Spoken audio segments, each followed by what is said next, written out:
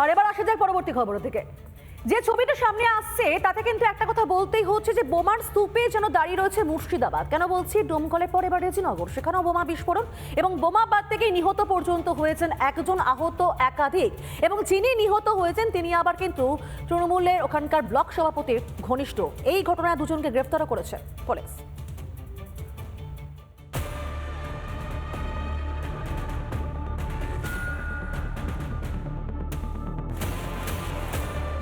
দুয়ারে কড়া নাড়ছে বিধানসভা নির্বাচন, আর তার আগেই যেন নির্বাচনের প্রস্তুতি চলছে এই বাংলায়।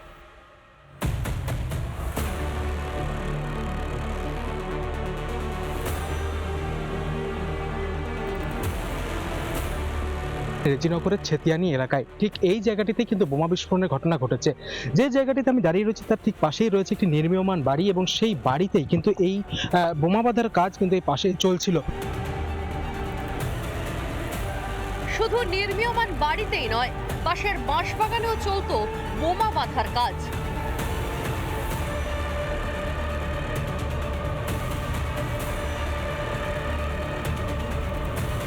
এই যে বাঁশবাগান দেখা যাচ্ছে আমার পাশের, এই বাঁশবাগানেই কিন্তু বোমা বাঁধার কাজ চলছিল, এবং সেই বোমা বাঁধতে গিয়ে একজনের মৃত্যু ঘটনা, ওসমান বিশ্বাস নামে একজনের মৃত্যু হয়েছে। বাড়ি থেকে বোমা বাঁধার জন্যই ডেকে নিয়ে যাওয়া হয়েছিল ওসমান বিশ্বাসকে। অভিযোগ পরিবারের সদস্যদের।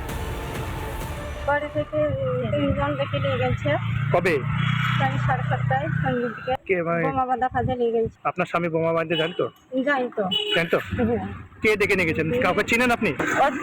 ওয়াজ করিম ও ডেকে নিয়ে গেছে। আমার ভাইকে কালকে 3 জনে দেখেছে। আমি ভাইকে বললাম ওরা কারা, বলছে ইয়ারালে ওদেরকে পাঠিয়েছে, আমি ওর সঙ্গে ঘুরে আসি। তাদের নাম হচ্ছে ওহাব, তাহাবুল, হাবু। বিস্ফোরণে প্রাণ হারিয়েছেন ওসমান বিশ্বাস, আহত একাধিক। গঙ্গার তীর থেকে উদ্ধার হয় ওসমানের ক্ষত বিক্ষত দেহ। এই ওসমানের সঙ্গে বোমা বাঁধার যোগ অনেক পুরনো। তৃণমূলের ব্লক সভাপতির অনুগামী হিসেবে পরিচিত। দীর্ঘদিন ধরেই বোমাবাধ্য ওসমান বিশ্বাস। আগেও একাধিকবার গ্রেফতার হয় ওসমান। মোটা টাকার বিনিময়ে কাজ করত ওসমান, টাকার বিনিময়ে বোমাবাধ্য সে। অন্যদিকে বিস্ফোরণের পরই ঘটনাস্থলে পৌঁছায় দমকল ও বিশাল পুলিশ বাহিনী। এই মুহূর্তে ঘটনাস্থলে এসে পৌঁছেছেন উচ্চপদস্থ আধিকারিকেরা পুলিশের, পাশাপাশি ফায়ার ব্রিগেড এবং বোম স্কোয়াডের যারা আধিকারিক তারাও কিন্তু এসে পৌঁছেছেন।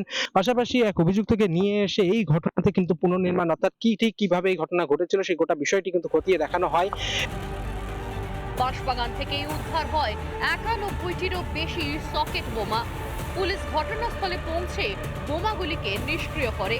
তারই বিধানসভা এলাকায় দেদার বোমা বাঁধা চলছে, কিন্তু কিছুই জানেন না তৃণমূলের বিধায়ক রবিউল আলম চৌধুরী। শাসন তাদের বিরুদ্ধে কঠোর ব্যবস্থা নেই, কারণ ভোট এখনো অনেক দেরি।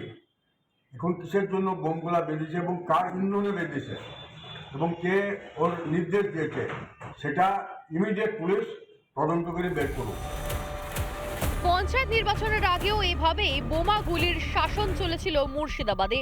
ফের তারই কি পুনরাবৃত্তি হতে চলেছে? তৃণমূলকেই এই বিস্ফোরণের পিছনে দায়ী করছে বিরোধীরা। যাতে বিজেপির বিএলএ টুরা বিএলওদের সঙ্গে না ঘোরে, তার জন্য বোমাবাজি করতে হবে। তরতাজা বিজেপি কর্মী বিএলএ টুদেরকে খুন করতে হবে, নইলে বাংলাদেশি মুসলমান মৃত অবৈধ ভোটারের নাম বাদ যাবে, 1 কোটি ভোটার বাদ যাবে। মারছে তৃণমূল, মরছে তৃণমূল, বাঁচাচ্ছে তৃণমূল, বোম বাঁচছে তৃণমূল, বোম উড়ছে তৃণমূল, আর পশ্চিমবাংলার মানুষের উপরে একটা সন্ত্রাস সৃষ্টি করে যাচ্ছে।